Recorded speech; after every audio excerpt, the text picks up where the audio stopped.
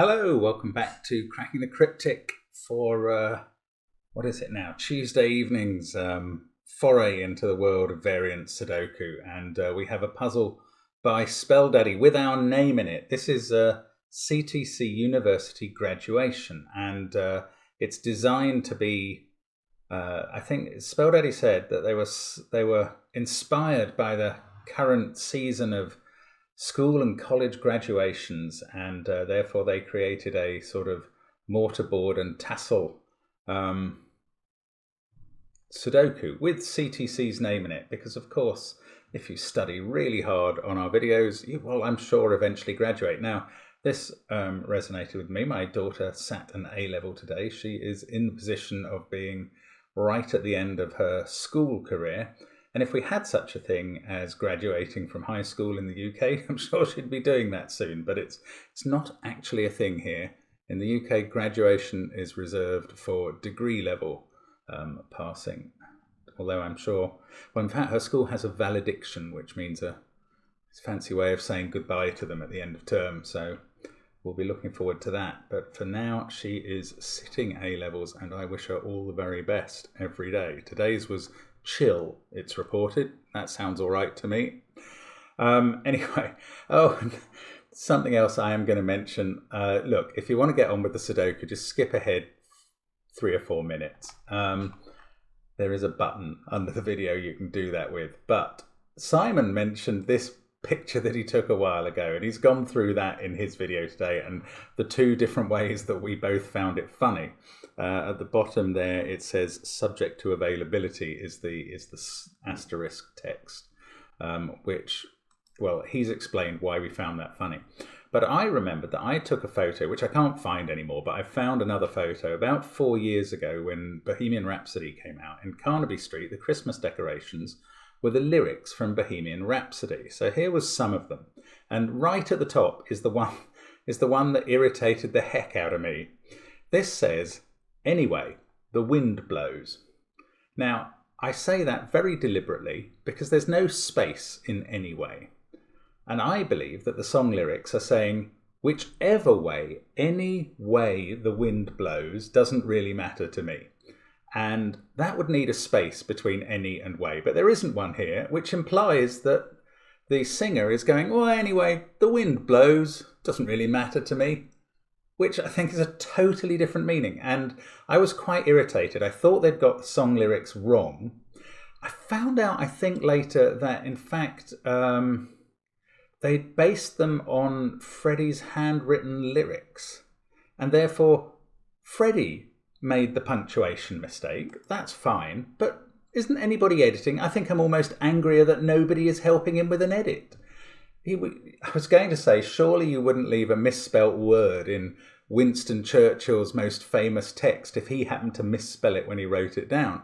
But actually, I do remember that another of the, I don't think you can see it here, but another of the lyrics did misspell Galileo as well. So obviously you would. If you were editing lyrics for posting on Carnaby Street, you would just leave the errors in there. I don't know. It probably means nothing to you, but as the pedant in me rebelled, I was furious about that. And on Freddie Mercury's behalf, basically. Somebody's meant to help him out there, I think. Anyway, the wind blows.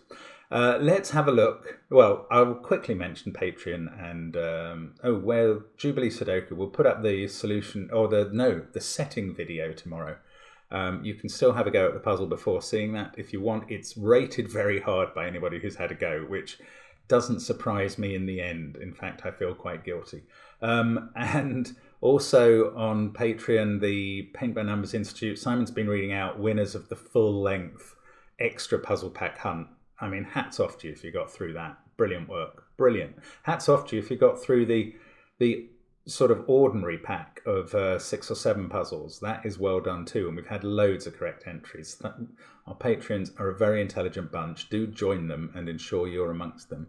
Or join Discord. That's also available on the links under the video, or buy our apps, or our merchandise, or Sven's SUDOKU PAD, all on the links under the video. But the first link is to CTC University Graduation by Spell Daddy. Now, it's a tiny URL link. I hope that works for people. Very occasionally there is one person who it doesn't work for, and I'm sorry, but since Spell Daddy did us a favor and created the rules pretty much exactly how we would, and the grid, I'm going to leave it at that, rather than waste 20 minutes redoing it in our software and perhaps introducing an error. So the rules are these.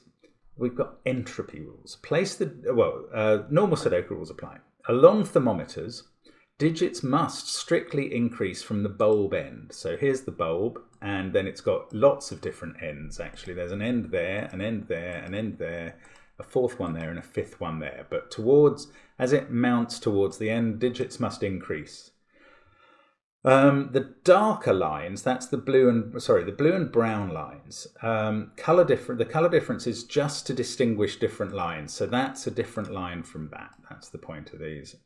Along these lines, each segment of 3 cells must contain one low digit, 1, 2, or 3, one medium digit, 4, 5, or 6, and one high digit, 7, 8, or 9. In the segment I've just highlighted, clearly 8 is the high digit. So these must be a low and a medium in some order.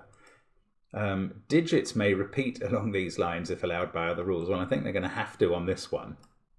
And that's it. Apparently, with just 3 given digits, CTC, one sort of branching thermo and the big mortarboard line, we can finish this. I mean, I'm a bit shocked by that, but do give it a try. I'm going to start now. Finally, let's get cracking. I'm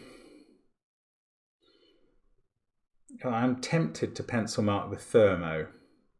Actually, I'm going to do that. The other thing I'm tempted to do, and I think probably a sane person would do first, is colour this line. But I like pencil marking, and Simon likes colouring, so I'm going to do the pencil marking first. Now this is an interesting cell. This cell is third along the thermo, so it has to be at least 3, but it has 6 digits that are higher than it in box 9. So that is a 3. That must be right. These ones are 4, 5, 6, 7, 8, 9 in some order. In fact, that means 1 and 2 in the box are there, and 1 and 2 in the central box we can place as well. 1 on the bulb, very unsurprisingly, and 2 there. Now, coming up this way, these lines are shorter. This one can't be a 2. We know that much. So this is 3 or 4. Now, I'm not going higher than that because there's a 5 in the box. And I think this can't be more than 6. It's exactly, in fact, the same principle as this one, which had 6 higher cells in the box. This has 3 higher cells, so it can't be more than 6. This will be 5, 6, or 7. This will be 6, 7, or 9. And this, well, 5, 6, 7, or 9. It can't be an 8 as well. Oh, now this is going to have an impact on this line. Right, I mean, I'm not going to pencil mark these bits because I can see that 4 is on one of those cells and 9's on one of those. And after that, I haven't really got a Scooby. But let's have a look at colouring this line. Yes, this is going to yield dividends now. Now, the thing about this entropy rule is every 3 segments has 1 low, 1 medium, and 1 high. Now, that's interesting. If you say this is high and these are therefore medium and low, you can immediately tell that this cell is high because this segment has a medium and low there and needs a high. And what that means is that basically you get high digits every 3 cells along the line, and you will get medium digits every 3 cells and low digits every 3 cells. Now the only difference is with the 8 on the line, we know that these are high, which I'm going to make orange. I've got a 3 on the line. Hadn't seen that. So we know which ones are low as well. Yes, and that works well in this corner up here. So they're all blue, which is my low colour. Actually, let's do the other cells in the grid as well. And then I'm going to use yellow for medium digits. And this is going to tell me something immediately up here. This is a medium digit, and therefore it's 5 or 6. And that means this on the thermo can't be a 6. That doesn't affect that. This is a high digit, and we've only got one option in our options. And I think that's because I've mismarked the options. Why didn't I put 8 as a possibility here? Yeah, that's just bad pencil marking. So I started with pencil marking because I love it, and I got it wrong. There's a lesson. No, this can be 7 or 8. So 5, 6 can go. This now, this can't be 8, so this does become 9. And is high as well, of course. Yes, look, this is important as well. That principle of higher than orange must be orange applies here. Higher than orange, that must be orange. And that completes our 3 oranges for the box. Obviously, if there's 3 low, 3 middle, and 3 high, that must apply in each box, row, and column. We probably won't need the secret at all today. So we're getting away. In fact, in this box, we've got 3 low, 3 high marked now. Those are 3 medium then. So in fact, that's 4 or 5. This is 5 or 6. This one is 7 or 8 because it's high, but it's lower than that one, which is 8 or 9. Not much point pencil marking those. Now, in this column, I've only got 1 cell left to fill. So I just need to count the colours. 3 yellow, 3 blue, I need an orange. That is not a cry to the kitchen to bring me citrus fruit. Now this row, we've got 8. We've got 3 orange and 3 blue. I need a yellow. Have we got any other 3s going on? Oh, I tell you what we've got. Yeah, I'm hoping to get this coloured enough that I can start solving it as a trio Sudoku in groups of 1, 2, 3, 4, 5, 6, and 7, 8, 9. And I can do this cell because it sees the 2 and the 3 on the line. So that's a 2. This pair is a 2, 3 pair, and that didn't actually go very far yet. So I think I need to do a bit more colouring before that's going to work. Right. Look. Yes, this is perfect. Remember that on these darker lines, every 3 cells are the same polarity, the same colour. And this one is either blue or yellow, being 3 or 4. But if that's blue or yellow, go 3 along the line, this one is going to be the same. And they can't both be blue, or we'd have 4 blue in the centre. So they're both yellow, and that must be a 4. And that places 5 and 6 on the line. Yes, and 5 is yellow, we know that. I can colour that. That doesn't complete any sets of 3. This does. That's a 6. There's no point pencil marking the small ones. These ones are, they're not the same. These are different and they can't be yellow. So one's blue and one's orange. I'll mark that like this. Then these 2 have to be both orange. Now on this line, I've got a blue orange. I need a yellow. In this column, I've got 3 blues virtually. One of those is blue. Add to those 2, that's 3 blues. This can't be blue for the column, and it can't be yellow for the row. That's orange. This is blue for the entropy on the brown line. These 2 can't be yellow or orange. They're both blue. These 2 are the same, and they can't therefore be orange because we've had 2 in the column. And they can't be blue because we've had 2 in the column. So, sorry, this was obvious from those 2 being orange and blue. In fact, this is an orange-blue pair as well. Which, oh no, look, bingo. Across the middle, we already had 3 blues. So we know they're not, what have I done? We know they're not blue, they're orange, and we know they're not orange, they're blue. So we're really getting a lot of the grid coloured. And maybe we can just carry on until we can just then fill in numbers. In this trio Sudoku solving way, which is certainly not the hardest variant in my unbiased opinion. No, I'm not seeing anything. That's a blue and an orange. That's a yellow and an orange. I can't see how to put them in a moment. At the moment, we need to find somewhere where there's 3 in one direction and 3 in another. Oh look, up here. Yes, this is, no, I'm wrong. This could still be orange or yellow. Oh, what's this though? There, that's perfect. This sees 3, this is exactly what I was talking about. This sees 3 yellows in the column, 3 blues in the box. So that's orange. 7 or 9, in fact. This one is the last one in its column. It's blue, because that's the one. Oh, and it sees a 3 and a 2, so we can fill in the number. Now here we have a blue and 2 oranges. This cell sees 3 yellow in the box, 3 blue in the row. So that one's orange.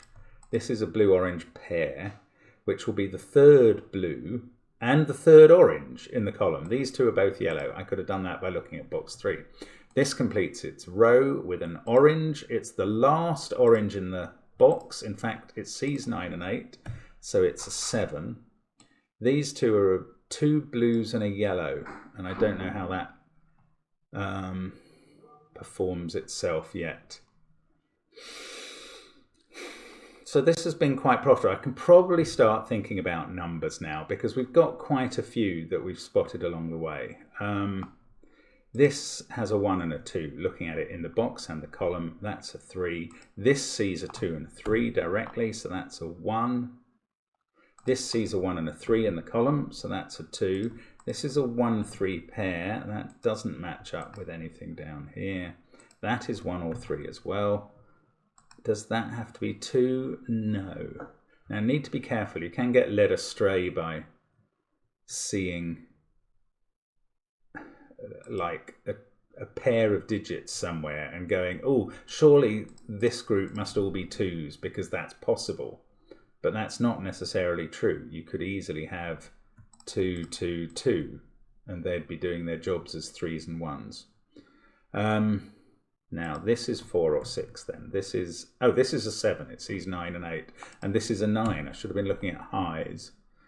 That is 8 or 9. Haven't got much on the low, on the mediums, I mean. 6-5 pair there. That's 5 or 4. This thermo doesn't really help. I think we've almost exhausted the usefulness of the thermos. That's 7 or 9. Oh, I don't really know what I'm doing. I mean, I suppose I've got all the line cells coloured, so the rest of the colouring might turn out not to be necessary. One of those 2 cells is an 8 by Sudoku. Maybe, yeah, I need to pick up some Sudoku stuff, don't I? 7 there means one of those is a 7. Yeah, and that's weird. Oh, look, okay, there's got to be a 5 in one of those 2 cells because that's 4 or 6 and is not 5. And that's looking at that cell, so that becomes a 6. Now we get a 4-5 pair in the row, but also a 4-5 pair in the column, so that becomes a 6. Opposite it is a 5. There's a 5 in one of those 2 cells, and that 4-5 pair tells us where. So these two are a 4-6. Now I've got a 4-6 pair here. 5 is either at the top or bottom of column 5. That and that are 5 or 4. That's all. Oh yes, of course. 6 there has placed 6 in this box.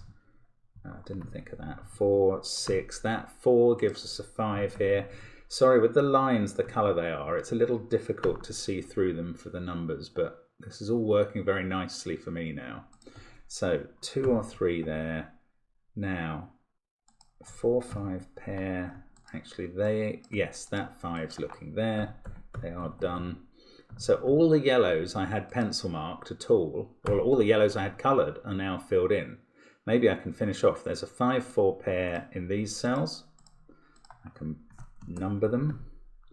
There's a 6 in one of those 2, but then 6 in box 4 is placeable. So now I can place 6 in box 7 as well. I think, no, there's one more 6. That may actually be the last yellow digit. Oh no, it's not. There's a 4 to go there and there. So that's all the yellows done. You see, this is the sort of thing. Trio Sudoku is quite straightforward once you get going. Ah, look, everything remaining in column 1 is blue. This is orange to complete the box. This we can complete the row by making it blue.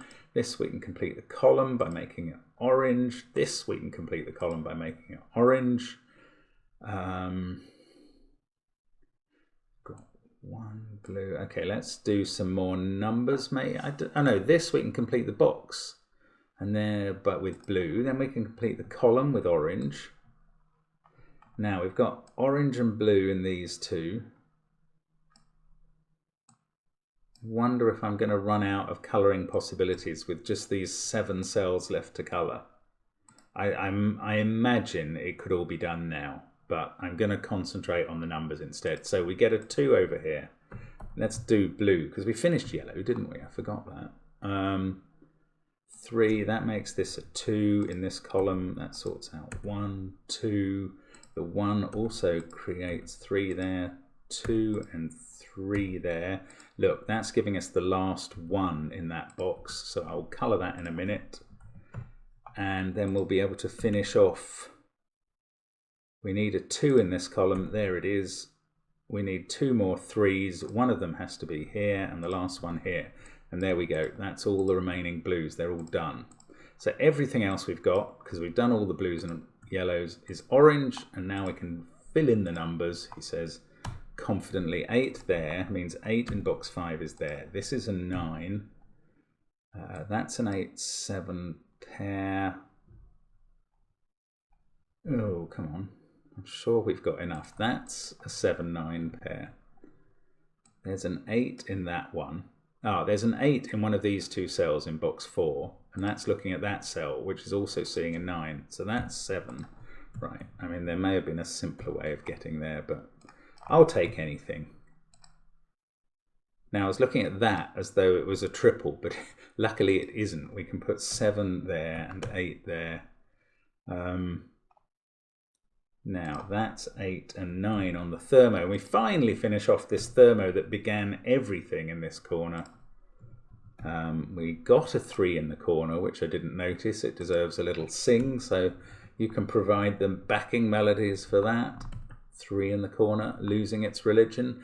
And now here we have 3, 8 and 7 to fill in, and they must be like that. And there we go. We are graduated from CTC University, which is only appropriate given our skills, of course. And yeah, well done if you had a go at that puzzle and solved it. It's good fun. That's the entropy constraint at work, and in a neat way.